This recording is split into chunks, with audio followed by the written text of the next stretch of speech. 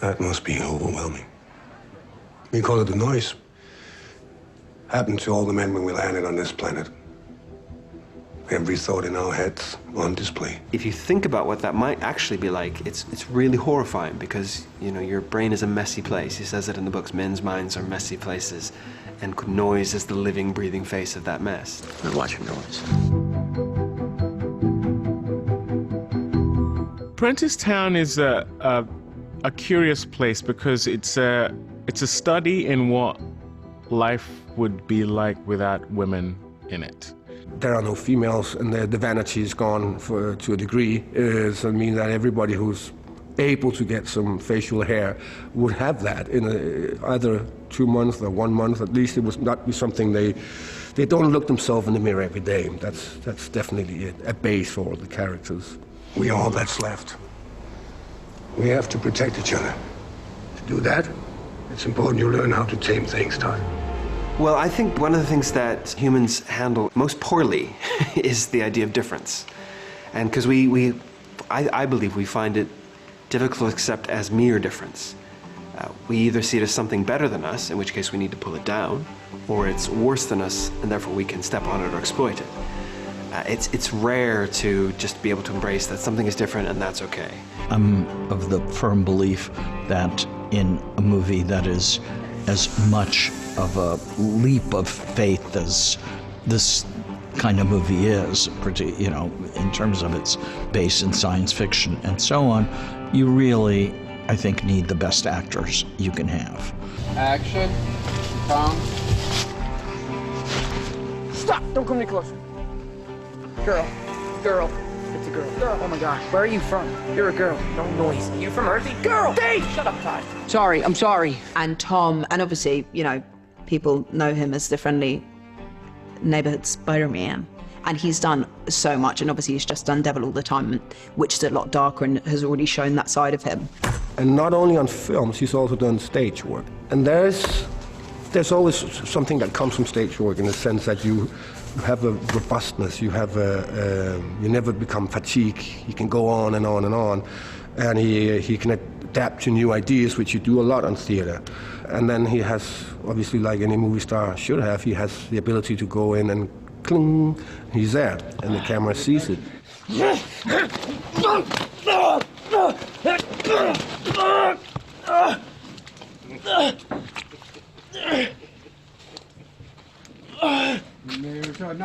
I'm not seeing Steven behind him. Whoa.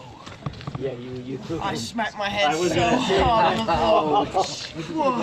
I knew Tom Holland because J.A. Bayona directed Monster Calls, and he directed Tom's first film, The Impossible. And so I knew about it from that. I didn't even know Spider-Man was going to happen. Tom has that great quality of being like a fully emotionally formed human being, which he is. You know, he's a really smart guy and really astute and can captivate a room, and yet he still has that sort of unjaded, somewhat, you know, innocence and vulnerability that, you know, Hollywood hasn't turned to, you know, poison yet. So, Todd, if you want to help the girl, you have to go. Go where? There's nowhere else out here. He brings a lot to it. He has to be a young man on the cusp of proper adulthood. He has to make the audience understand why he's with Viola. And a lot of that, honestly, and it's in the trailer, a lot of that is his relationship with Manchi. Like, he loves his dog so much, and it's wonderful. So you're gonna adopt her? I'd love to.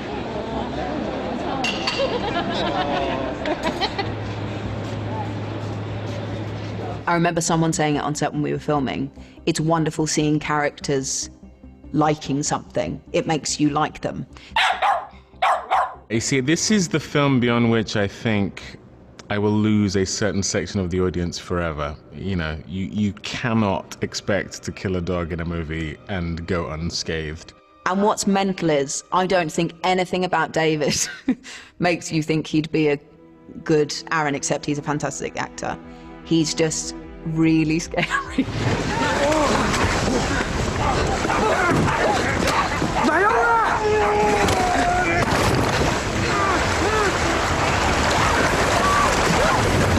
It's like a really properly adult villain. Like a, yeah.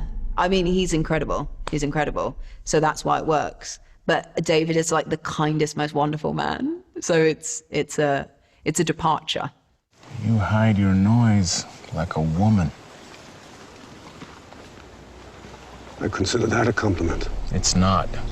It's a very interesting character, and knowing David who plays it, being the loveliest and sweetest man on the planet, he has this ability to switch on this stealth mechanism that he becomes completely different, and his charisma is changed in one split second. Mads Mikkelsen is an actor I really admire. I mean, he's got such an incredible screen presence. I've really enjoyed watching him as an audience member, and so to work with him in what is a very acrimonious relationship. We are at odds all the time. The amazing thing about Mads, I really enjoy doing my scenes with Mads, is he's got this he's really intense. This ship will be coming for you, right?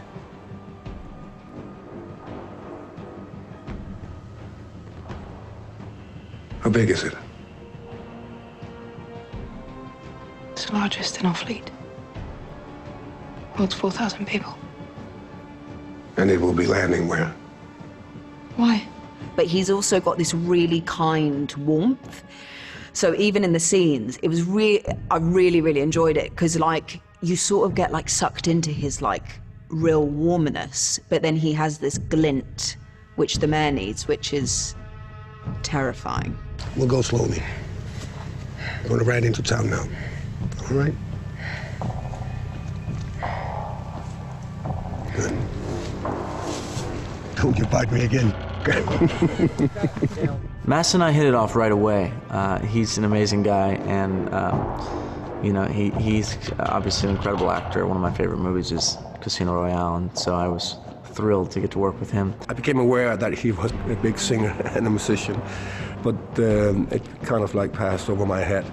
Maybe it's a generation thing, and my kids were screaming at me when I told them, it's like, Dad, don't you know him? But so he's always been an actor for me, and a brilliant one as they come. I mean, he's very energetic. I was just excited about the chance to get to work with so many great actors, first of all, and then the chance to actually do something with this much meat in it was kind of the icing on the cake. Our branch. Our branch. If you have the political spectrum, I would say, you would have Prentisstown being on one of the extreme wings, and then you will have the survival camp of the survival women being on the other extreme. And in there in the middle, where everybody wants to live, where it's where we find a compromise, is Far Branch. You hear? Read my mind. Hildy's an interesting character because she is both in charge, but also you can see the rumbles of people that are not comfortable that she's in charge.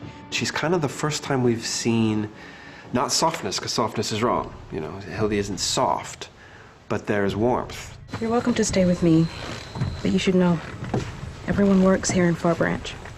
Man, woman, and runt. She suffers no fools. I don't particularly think that she's soft and cuddly, that's for sure. She's little, like me, clearly. That's just what I am. But I think that she's got this super strength about her that I think I was really attracted to. You want someone in that role who poses a genuine and believable counterpoint to someone of Mads's presence, the formidable nature of who he is as a performer, and the character of the mayor as well. Actors bring so much more than you think they do. They're not just speaking words. They are adding all their experience and all their choices and doing things that you would never think of and bringing your character to life. It's amazing. I mean, novels are not collaborative, and the collaborative experience of a movie, when it's working well, when it's doing well, that's where you see the magic, because it's them doing something that I couldn't do, reading maybe something that they couldn't do, but it's the best work of both people coming together and making something bigger, and that's great.